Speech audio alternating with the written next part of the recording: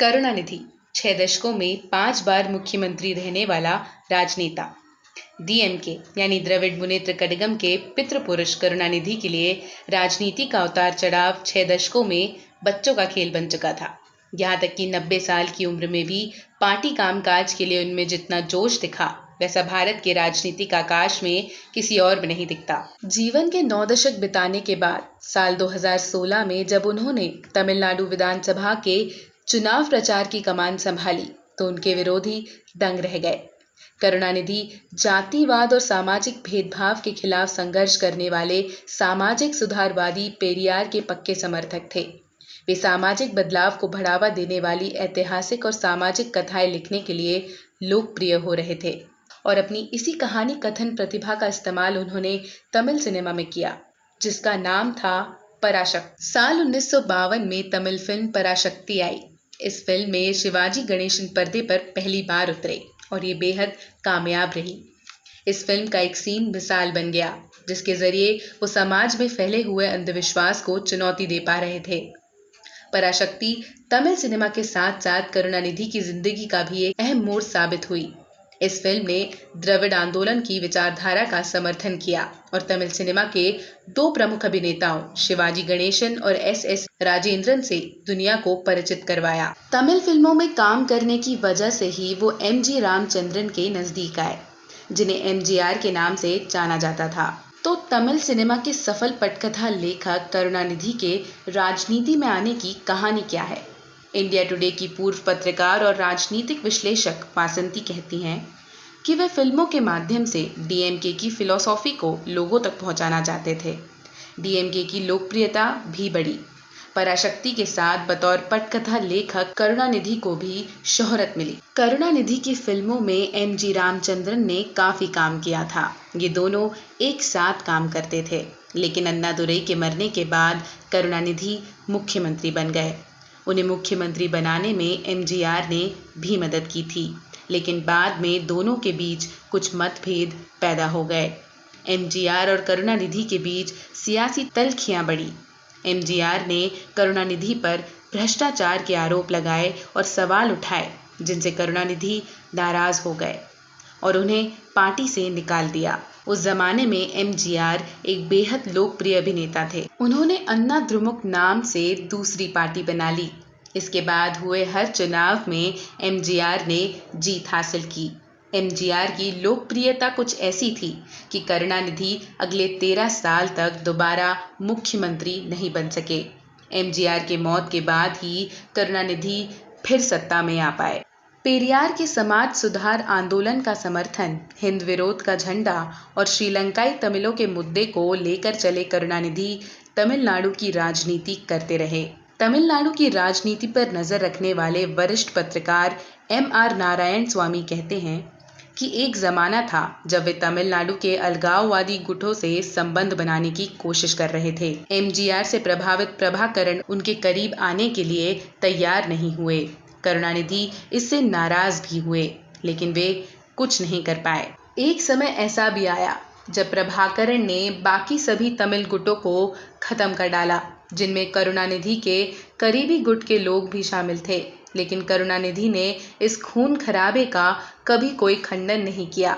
इसके बाद जब एमजीआर का निधन हो गया और श्रीलंका में लिट्टे और भारत की शांति सेना के बीच लड़ाई शुरू होने के बाद करुणानिधि का प्रभाकरण की तरफ झुकाव हुआ। ये वो वक्त था जब हिंदुस्तान प्रभाकरण के खिलाफ हो चुका था। एमजीआर प्रभाकरण के साथ उस समय खड़े थे जब ऐसा लगता था कि पूरा भारत प्रभाकरण के पक्ष में है। ये एमजीआर और करुणानिधि के बीच का भारी फर्क था। इसी वजह से जब करुणानिधि की सरकार जनवरी 1991 में बर्खास्त की गई तो यही दलील दी गई कि द्रमुक सरकार में एलटीटी के लोग तमिलनाडु में बहुत सक्रिय हो गए थे। ये बात काफी हद तक सही भी निकली, क्योंकि इस दौरान राजीव गांधी की तमिलनाडु में हत्या हो गई थी। मई 1991 में तमिलनाडु के पेरम्बदूर में राजीव गांधी की हत्या के बाद करुणानिधि के तमिल प्रेम पर सवाल उठे कि वो चरमपंथी संगठन एलटीटीई का समर्थन कर रहे हैं। राजीव गांधी के हत्यारों को तमिलनाडु से ही गिरफ्तार किया गया। करुणानिधि साल 2009 में उस समय एक बार फिर चर्चा में आए जब उन्होंने एनडीटीवी को दिए गए एक इंटरव्यू में एलटीटीई के चीफ प्रभाकरन को अपना दोस्त बताया। हालांकि बाद में उन्होंने सफाई दी कि उनकी बात को सही परिप्रेक्ष्य में नहीं रखा गया। करुणानिधि तमिलनाडु की राजनीति का चमकदार चेहरा बने रहे, लेकिन राज्य में वर्चस्व को लेकर उनकी लड़ाई अन्ना द्रमुक की प्रमुख जयललिता से थी। इस वर्चस्व की लड़ाई में शय और मात का खेल लगातार चलता रहा। राजनीतिक विश्लेषक वासंती कहती है, ये लड़ाई मर्द और औरत के झगड़े में बदल गई। करुणानिधि की सरकार के समय जयललिता राज्य विधानसभा में विपक्ष की नेता बनकर आईं।